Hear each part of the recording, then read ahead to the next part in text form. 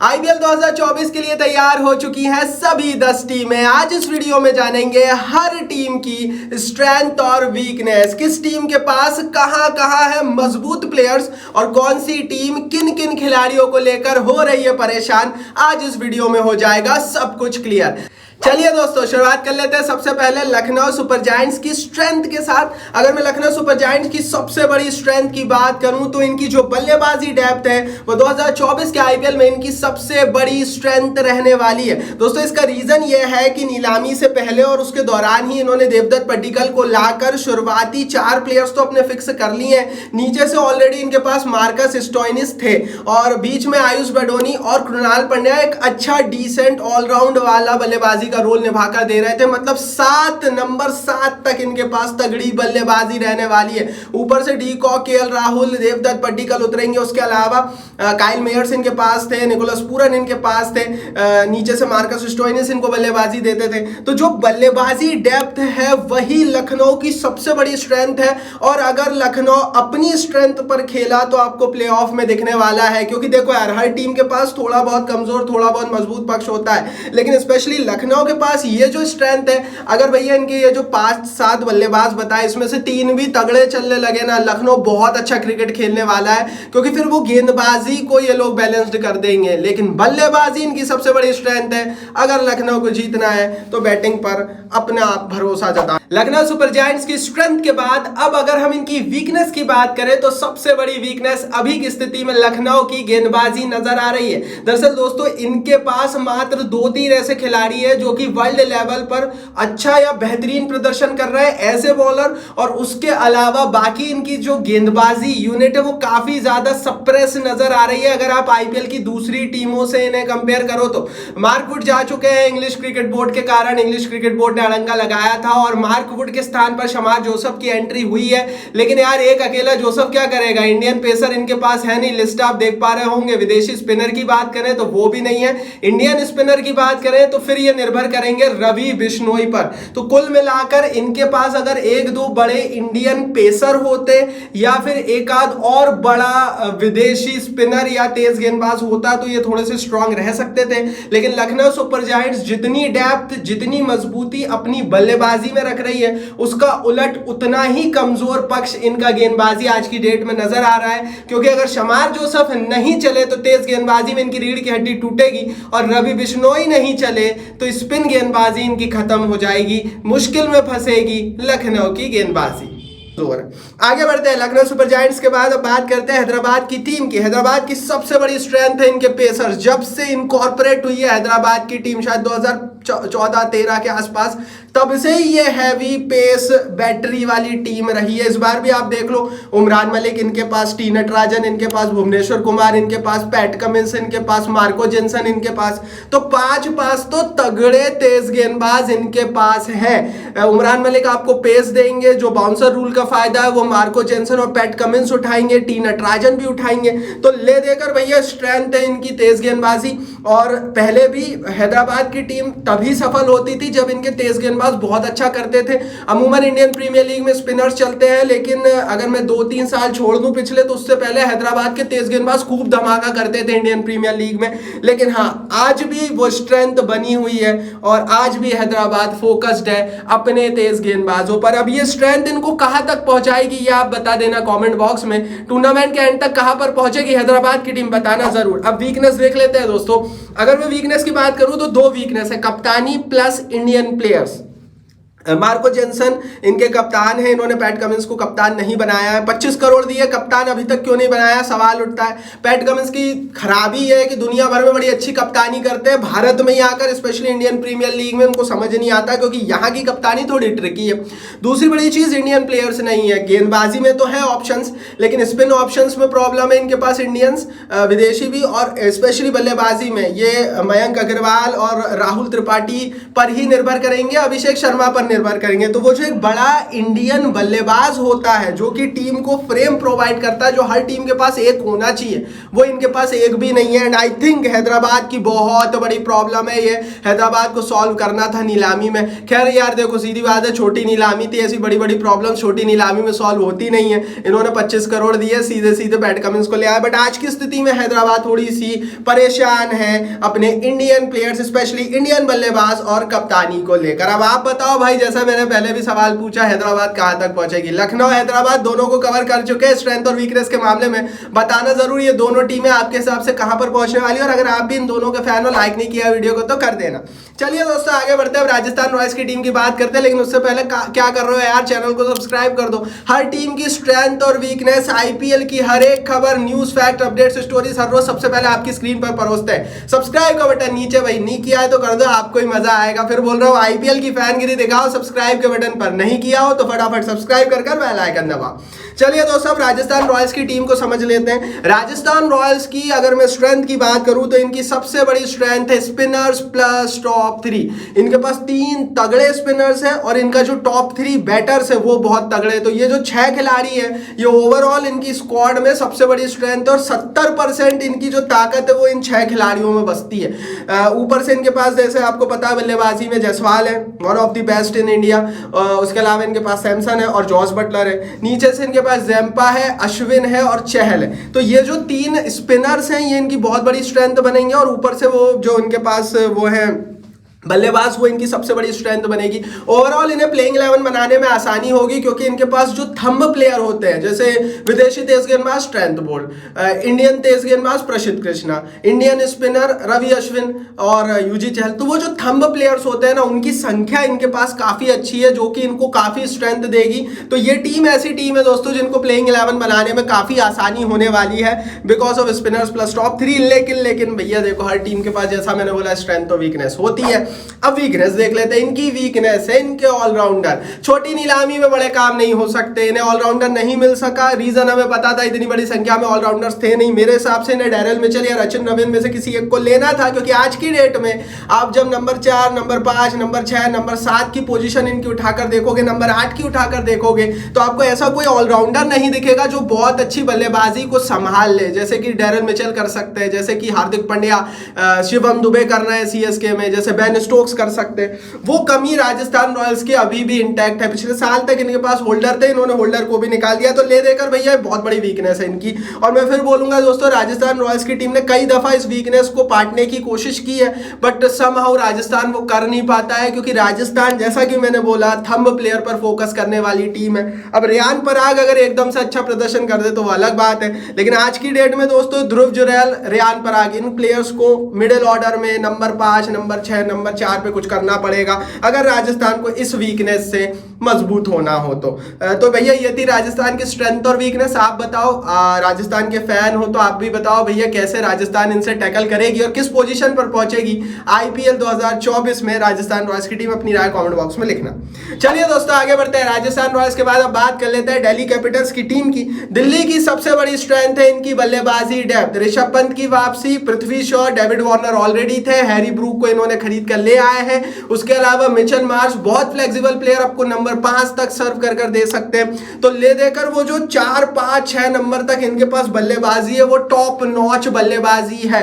अगर इनके कुछ 1-2 लोकल इंडियन प्लेयर्स अच्छा प्रदर्शन कर गए तो नंबर 6, नंबर 7 तक इन्हें कोई प्रॉब्लम बल्ले से नहीं होने वाली कम से कम। और फिर वही बात है भाई, वार्नर जैसा प्लेयर आपके पास है, अगर वार्नर का फॉर्म आ गया ना तो वार्नर इकलौता ऐसा खिलाड़ी है जो पूरा टूर्नामेंट चला सकता है। इतने बड़े प्लेयर है वार्नर। ऋषभ पंत भी अगर वो उस तरह की फिटनेस में आ गया वो भी चला सकते हैं, पृथ्वी शॉ ने भी चलाया है। तो देखो यार, इनके पास वो थंब बल्लेबाज हैं जो कि आईपीएल के लिए सूटेड बल्लेबाज हैं। अब इशू भी है, वार्नर के साथ लंबा आईपीएल का खराब फॉर्म चला है। पहली बार ऐसा हुआ वार्नर के करियर में जो इतने लंबे टाइम तक आउट ऑफ द फॉर्म रहे हैं वो इंडियन प्रीमियर लीग में, पहले हैदराबाद में, लास्ट ईयर दिल्ली में। ऋषभ पंत की वापसी हो रही है चोट से, वो भी इशू है। पृथ्वी शॉ भी चोटिल हो गए थे काउंटी खेलते दौरान, वो इशूज इनके पास रहेंगे। लेकिन यार स्ट्रेंथ तो वही है। अब वीकनेस देख लेते हैं दिल्ली की। दिल्ली की सबसे बड़ी वीकनेस है इनके पेसर्स। अब आप बोलोगे यार नॉटजी, मुकेश कुमार, खलील अहमद है तो, लेकिन यार मेरे हिसाब से आई थिंक की ये यहाँ पर परेशान है। इसका सबसे बड़ा रीजन मैं आपको बताता हूँ। पहली चीज, नॉट्जी चोटिल है, उनकी वापसी का कोई अंदेशा, कोई न्यूज, कोई खबर, कुछ नहीं है। तो नॉट्जी अगर नहीं रहेंगे तो उनका कोई विकल्प नहीं है, आप बुरी तरीके से पिटोगे वहां पर। दूसरी बड़ी चीज है, Khaleel Ahmed out of the form, लंबे अरसे से डोमेस्टिक क्रिकेट में चल रहे हैं। और मुकेश कुमार के साथ दिक्कत यह है कि कभी इन कभी आउट होते हैं, या तो बहुत अच्छी एक मैच में गेंदबाजी करेंगे या फिर बहुत बुरी करेंगे। वो नए खिलाड़ी हैं और वो जो युवा टैलेंट है उनके साथ जो प्रॉब्लम है वो मुकेश कुमार फेस कर रहे हैं। तो आज की डेट में भैया देखो, दिल्ली की वीकनेस इनकी तेज गेंदबाजी है। इर्रिस्पेक्टिव ऑफ द फैक्ट आपको पता होना चाहिए कि बाउंसर रूल है, और बाउंसर रूल में इस दफा तो बहुत फायदा मिलने वाला था पेसर्स को। इन्हें एक बड़ा पेसर लेना था, थे भी नीलामी में, नहीं लिए इन्होंने। खैर अब कुछ नहीं कर सकते, दिल्ली की वीकनेस अभी तो नजर आ रही है। अब आप बताओ कैसे कोप आउट करेगी दिल्ली कमेंट बॉक्स में, और किस पोजीशन पर पहुंचेगी 2024 के आईपीएल में दिल्ली की टीम, कारण भी बताना कमेंट बॉक्स से नीचे। चलिए दोस्तों आगे बढ़ते हैं। दिल्ली के बाद अब बात कर लेते हैं पंजाब किंग्स की टीम की। पंजाब किंग्स की जो सबसे बड़ी स्ट्रेंथ मुझे नजर आ रही है वो पेसर्स और तेज गेंदबाजी के विकल्प है, गेंदबाजी के विकल्प है। इनके पास ओवरऑल गेंदबाजी में एक विकल्प इन्होंने तैयार किया है नीलामी के बाद, और उससे पहले भी थे इनके पास। और तेज गेंदबाजी इनकी अच्छी है, क्योंकि देखो रबाडा इनके पास है, उसके अलावा अर्शदीप सिंह, हरप्रीत बरार इनके पास है, हर्षल पटेल को इन्होंने लेकर आए हैं, सैम करन आपको गेंदबाजी प्रोवाइड करते हैं, राहुल चहर आपको स्पिन गेंदबाजी प्रोवाइड करते हैं, लियम लिविंगस्टोन आपको बॉलिंग ऑप्शन प्रोवाइड करते हैं, सिकंदर रजा आपको गेंदबाजी प्रोवाइड करते हैं। किसी भी मौके पर ये प्लेइंग 11 में एक साथ ऐसे 6 खिलाड़ी खिला सकते हैं जो इनको गेंदबाजी एक मैच में दे सकते हैं। फ्लेक्सिबिलिटी बहुत है गेंदबाजी में, इन्होंने फ्लेक्सिबिलिटी क्रिएट की है। बेशक कुछ बहुत बड़े बड़े नाम क्रिएट नहीं किए हैं, लेकिन फिर वही बात है ना, लिविंगस्टोन, सैम करन, ये मिलकर इस टीम को बड़ा तगड़ा बनाते हैं। तो मेरे हिसाब से स्ट्रेंथ इनकी, इनके पेसर्स और इनके गेंदबाजी, हर डिपार्टमेंट की गेंदबाजी के ऑप्शंस रहेंगे और तगड़े ऑप्शंस रहेंगे। स्ट्रेंथ बहुत तगड़ी है, लेकिन वीकनेस भी है। मेरे हिसाब से जो ओवरऑल वीकनेस इनकी मुझे नजर आती है वो नंबर 5, नंबर 6 तक इंडियन प्लेयर्स ही है। क्योंकि अगर आप इनका नंबर 6, नंबर 7 तक का पूरा प्लेइंग 11 भी बनाएंगे ना, आपको कोई बड़ा इंडियन प्लेयर शिखर धवन के अलावा दिखेगा नहीं। ले देकर फिर ये मिडिल ऑर्डर में इंडियन प्लेयर के रूप में जीतेश शर्मा पर और अथर्व टाइडे पर बहुत ज्यादा, और प्रभसिमरन सिंह पर बहुत ज्यादा निर्भर कर रहे हैं। तो मेरे हिसाब से भैया इनको इंडियन बल्लेबाज चाहिए था जो मिडिल ऑर्डर में कम से कम उतरकर या लोअर ऑर्डर में कम से कम उतरकर एक एंकर प्रोवाइड कर सके। क्योंकि देखो इंडियन प्लेयर्स के साथ फायदा ये होता है कि आप उनको हर मैच खिला सकते हो, इर्रिस्पेक्टिव उनका फॉर्म कैसा है, आप उनको रिप्लेस कर सकते हो विद इंडियन प्लेयर्स। विदेशी प्लेयर्स के साथ प्रॉब्लम ये होती है कि अगर विदेशी प्लेयर नहीं चला तो उसका पर्टिकुलर स्किल सेट का ऑप्शन आपको मिलता नहीं है। तो इंडियन प्लेयर्स बहुत जरूरी है इंडियन प्रीमियर लीग में, और वही पंजाब के पास नहीं है। तो मेरे हिसाब से पंजाब यहां पर बहुत परेशान रहने वाली है। इंडियन प्लेयर्स के कारण धवन पर अति निर्भरता नजर आ रही है। चलिए दोस्तों आगे बढ़ते हैं, बात कर लेते हैं मुंबई इंडियंस की टीम की। लेकिन उससे पहले टेलीग्राम पर ज्वाइन कर लो भाई, गोल्ड गिव अवे होने वाला है हमारे टेलीग्राम पेज पर इस आईपीएल में। ऐसे ऐसे ऑफर मिलेंगे ना, और फ्री में गोल्ड जीतने का मौका मिलेगा। कुछ नहीं करना है, डिस्क्रिप्शन बॉक्स में लिंक है, फटाफट जाइए, फटाफट भैया टेलीग्राम परिवार का हिस्सा फ्री में बन जाइए और इंतजार करिए 1 महीने का, क्योंकि ऐसा गिव अवे आएगा जो अभी तक आया नहीं है। तो चलिए दोस्तों मुंबई की टीम की बात कर लेते हैं। मुंबई इंडियंस की सबसे बड़ी स्ट्रेंथ है इनके इंडियन प्लेयर्स। 10 दफा हर बार एक ही चीज बोल चुका हूं, इनके पास इस आईपीएल के one of the best Indian players है। आप ऊपर से चालू कर दो या नीचे से चालू कर दो, रोहित शर्मा, ईशान किशन, सूर्य कुमार यादव, तिलक वर्मा, उसके अलावा निहाल वडेरा, हार्दिक पांड्या, उसके अलावा नीचे से जसप्रीत बुमराह। यार इंडियन प्लेयर्स का कोई सानी नहीं है। इनके पास एक मैच में 8 इंडियन प्लेयर्स खिलाने की, और तगड़े, हर खिलाड़ी थंब प्लेयर है, हर खिलाड़ी बहुत बड़ा नाम है। सूर्य यादव अपने आप में बड़ा नाम है, ईशान किशन अपने आप में, तिलक वर्मा, रोहित शर्मा, ये सब अपने आप में बड़े बड़े नाम है। ये ऐसी टीम है दोस्तों कि इनका जो सबसे बड़ा कप्तान है वो रोहित शर्मा होने के बावजूद भी हार्दिक पांड्या को बनाया है। तो आप खुद ही समझ सकते हैं कि इंडियन प्लेयर्स के मामले में ये कहां पर पहुंच चुके हैं। यार देखो मुंबई ने काम तो कमेंडेबल किया इंडियन प्लेयर्स लाकर। अब वो भाई शाम दाम दंड भेद कैसे भी कर हार्दिक पांड्या को लेकर आए, कप्तान बनाना पड़ा, शर्त थी हार्दिक पांड्या की, वो कुछ भी हो। लेकिन अगर आप एक आईपीएल की दृष्टि से देखोगे ना, ये एक परफेक्ट कॉम्बिनेशन है। क्यों? क्योंकि भैया इंडियन प्रीमियर लीग में इंडियन प्लेयर्स होने चाहिए आपको, और आईपीएल का इतिहास है वो टीमें जीतती है जिनके पास 4-5 इनफॉर्म फॉर्म एक ही सीजन में इंडियन प्लेयर्स होते हैं, एंड आई थिंक मुंबई के पास वो चीज आज तो नजर आ रही है ऑन द पेपर। वीकनेस देख लेते हैं दोस्तों इनकी वीकनेस है इनके विदेशी खिलाड़ी और स्पिनर्स इनके पास नहीं। माफ कीजिए, पीयूष चावला पर ये लोग निर्भर करेंगे, और पीयूष चावला तब से देखे नहीं, पिछले आईपीएल के बाद से इनफॉर्म गेंद के साथ, वो इनकी बहुत बड़ी प्रॉब्लम बनेंगे। ले देकर फिर इन्हें मोहम्मद नबी के पीछे जाना पड़ेगा। स्पिनर्स तो इनके पास नहीं है, और स्पिनर्स थे भी नहीं नीलामी में, ये लोग कुछ कर भी नहीं सकते थे। राहुल चहर एक जमाने में इनके पास हुआ करते थे, इन्होंने उनको निकाल दिया। आई थिंक वो होते तो बहुत स्ट्रेंथ होती। नीचे से कृणाल पंड्या भी नहीं है, फॉरेन खिलाड़ी इनके पास नहीं है। ले देकर टिम डेविड है, कैमरून ग्रीन थे, उनको इन्होंने निकाल दिया। नीचे से भी इन्होंने जोफ्रा आर्चर, जॉर्डन, सबको निकाला हुआ है। तो विदेशी प्लेयर्स नहीं है इनके पास। इंडियन फ्लॉप हुए तो ये पूरी टीम फ्लॉप होगी, क्योंकि ले देकर भैया फिर विदेशी प्लेयर्स में ये टिम डेविड क्या करेगा अकेला टिम डेविड। प्रॉब्लम इनके साथ एक और है, कप्तानी शिफ्ट के कारण टीम में बॉन्डिंग खत्म हुई है, और उसका असर भी आप आईपीएल के टाइम देखेंगे और अच्छी तरीके से देखेंगे। तो मुंबई की टीम परेशान दिखेगी। स्ट्रेंथ है इनके पास, पर मेरे हिसाब से जो बॉन्डिंग इनकी टूटी है टीम के अंदर आफ्टर हार्दिक पांड्या, इनको थोड़ा सा परेशान करने वाली। आप भी बताओ कमेंट बॉक्स में कहाँ पहुंचेगी मुंबई की टीम आईपीएल 2024 में। अपनी राय सब कुछ नीचे कमेंट बॉक्स में कारण सहित लिखना। चलिए दोस्तों, मुंबई के फैन हो, लाइक नहीं किया तो कर देना। आगे बढ़ते हैं, गुजरात टाइटंस की बात कर लेते हैं। गुजरात टाइटंस की जो सबसे बड़ी स्ट्रेंथ आज की डेट में निकल कर आ रही है, वो इनकी लंबी गेंदबाजी सेटअप और लाइनअप है। इनके पास बहुत सारे गेंदबाज है, असंख्य गेंदबाज इन्होंने तैयार करे हैं। जब आप लिखेंगे भी ना तो मतलब नूर अहमद, राशिद खान, उसके अलावा इनके पास शिवम मावी भी इन्होंने लेकर आ गए। मतलब आप बस देखते जाइए भाई स्क्रीन पर इनके गेंदबाजी के विकल्प। मोहम्मद शमी भी इनके पास आ गए, स्पेंसर जॉनसन भी इनके पास आ गए, जोशुआ लिटिल भी इनके पास आ गए, उमेश यादव भी इन्होंने रखे हुए हैं। तो सारे ऑप्शंस हैं इनके पास, चाहे वो स्पिन गेंदबाजी हो चाहे वो तेज गेंदबाजी हो। आप बोलते जाओ भैया, गुजरात टाइटंस के पास गेंदबाजी में तो कोई समस्या नहीं आने वाली है। लेकिन वही प्रॉब्लम है, गेंदबाजी आप कहाँ तक खिलाओगे। आप प्रॉपर गेंदबाज 4 या 5 खिलाओगे, हद से 6 तो खिलाओगे नहीं। तो यहीं पर टीमें फंसती हैं, and I think Hardik Pandya जाने के बाद वो प्रॉब्लम दिख रही है। स्ट्रेंथ है गेंदबाजी, कितनी काम आएगी बताओ कमेंट बॉक्स में। वीकनेस देख लेते हैं। मेरे हिसाब से अभी की स्थिति में इनकी वीकनेस इनकी कप्तानी और ऑलराउंडर है। कप्तानी शुभमन गिल को मिली है, क्या करेंगे वो तो समय बताएगा। तो अभी हमने वीकनेस में डाला है। अब नए कप्तान हैं, हार्दिक भी 2-3 साल पहले नए थे तो उनको कोई भाव नहीं देता था। आज की डेट में मुंबई ने कप्तान बना लिया, 15 करोड़ दे दिए, 17 करोड़। तो वही प्रॉब्लम है। अब देखते हैं कप्तानी का, और ऑलराउंडर्स इनकी प्रॉब्लम बनेंगे। क्यों? पिछले साल तक हार्दिक पांड्या थे, और आप देखेंगे पिछले इनके सारे मैचेस उठाकर हार्दिक पांड्या का हर मैच में 30-30, 40-40% का रोल रहा है। तो हार्दिक पांड्या इज हार्दिक पांड्या आपको वो नंबर 6 पर उतरकर जो बल्लेबाजी और जो 4 ओवर की 3 विकेट वाली गेंदबाजी प्रोवाइड करते हैं, वैसी प्रोवाइड करना बहुत मुश्किल है आज की डेट में, और गुजरात उससे बहुत परेशान रहने वाली है। तो ऑलराउंडर्स इनके पास नहीं है। पांड्या थे तो ये लोग उतने कमजोर दिखते नहीं थे, इस बार दिखेंगे आपको, तो वो प्रॉब्लम बनेगी। इंजरीज भी है कुछ खिलाड़ियों को, देखते हैं उसका क्या होता है। लेकिन गुजरात आप बताना कमेंट बॉक्स में कहां तक पहुंचेगी 2024 में, अपनी राय लिखना। और गुजरात के फैन हो, लाइक नहीं किया तो कर दो भाई। आगे बढ़ते हैं दोस्तों, गुजरात टाइटंस के बाद बात कर लेते हैं कलकत्ते की टीम की। केकेआर की सबसे बड़ी स्ट्रेंथ दिख रही है इनके हिटर्स। एंड्रे रसल इनके पास है, वेंकी अय्यर, श्रेयस अय्यर, रिंकू सिंह, नीतीश राणा, जेसन रॉय। इनके पास ऐसे खिलाड़ी हैं जो शायद इनिंग कंस्ट्रक्शन के लिए ना जाने जाते हो, लेकिन तेज स्ट्राइक रेट के लिए जाने जाते हैं इन T20 क्रिकेट। तो जाहिर है स्पेशली एंड्रे रसल और रिंकू सिंह, अगर ये दोनों चलने लगे ना, दोनों में से एक भी बहुत चलने लगा ना, हमने पहले भी देखा पिछला सीजन रिंकू सिंह खूब चले थे, केकेआर अच्छा खेली थी, और उससे पहले 2-3 साल पहले एंड्रे रसल जब चलते थे ना, तो सामने वाली टीम को नेस्तनाबूद कर देते थे। एक जमाने में इनके क्रिस लिन हुआ करते थे, वो चलते थे तो स्टार्टिंग से ही 200 का आंकड़ा बनता था। तो वो चीज केकेआर की स्ट्रेंथ इस बार भी बनी हुई है, इंटैक्ट है।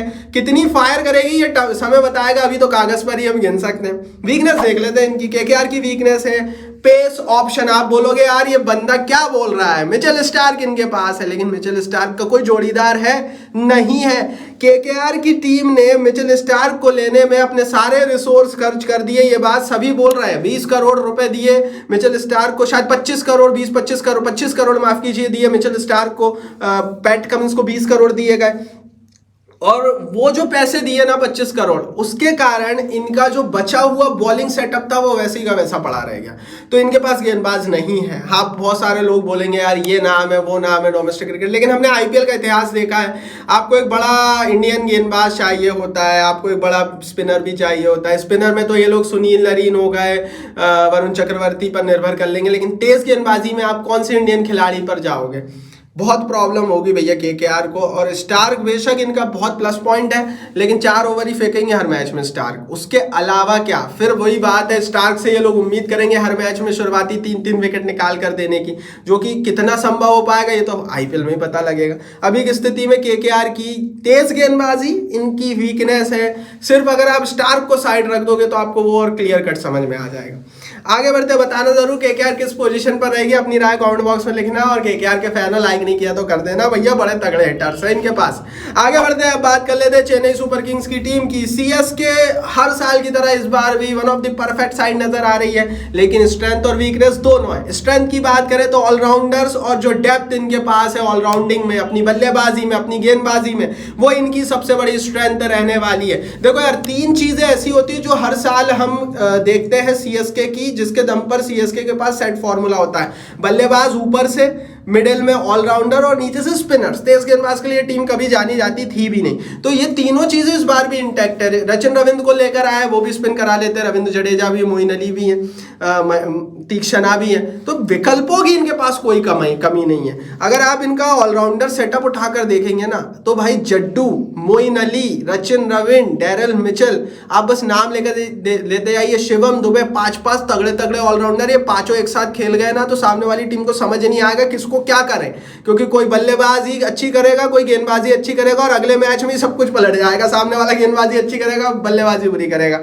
जाहिर ऑलराउंडर्स बहुत ज्यादा स्ट्रेंथ और डेप्थ प्रोवाइड करते हैं, वो चेन्नई को है, इस बार भी तगड़ी लग रही है। वीकनेस क्या है? वीकनेस भैया पेसर्स है। पाती राणा और दीपक चहर पर बहुत ज्यादा निर्भरता है। क्या एक बड़ा विदेशी तेज गेंदबाज इनके पास हो सकता था? अभी भी सवाल है। पाती राणा पर निर्भरता कितना काम करेगी वो भी देखने वाली बात होगी। इंटरनेशनल क्रिकेट में तो फॉर्म देखा नहीं है।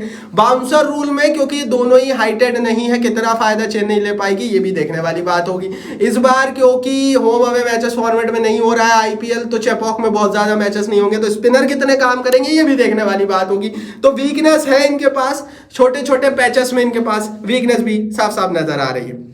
चलिए दोस्तों, बताना जरूर चेन्नई कहां पहुंचेगी, और 10 में से रेटिंग दे दो। चेन्नई को भी लाइक कर दो, सीएसके के फैन। आरसीबी देख लेते हैं दोस्तों। आरसीबी की सबसे बड़ी स्ट्रेंथ है इनकी कैप्टेंसी और इनके बल्लेबाज। यार ये जो चीज है ना, ये आरसीबी की लंबे अरसे से इनकी स्ट्रेंथ रही है। बल्लेबाजी में तो ये टीम अलग लेवल पर है। इस बार इन्होंने कैमरन ग्रीन को भी ले आए हैं, रजत पाटीदार भी फॉर्म में, दिनेश कार्तिक नंबर 6 पर उतरेंगे, ऊपर से विराट कोहली थे ही, प्लेसिस थे ही, ग्लेन मैक्सवेल थे ही।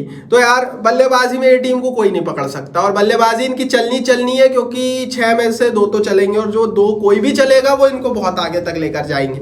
कप्तानी इनकी स्ट्रेंथ है, स्पेशली लीडरशिप इनके पास अच्छी है, क्योंकि विराट और प्लेसिस ये दोनों मिलकर अभी तक तो देखा है काफी समझदारी भरी कप्तानी कर रहे हैं। दोनों ही great, one of the legendary brains हैं।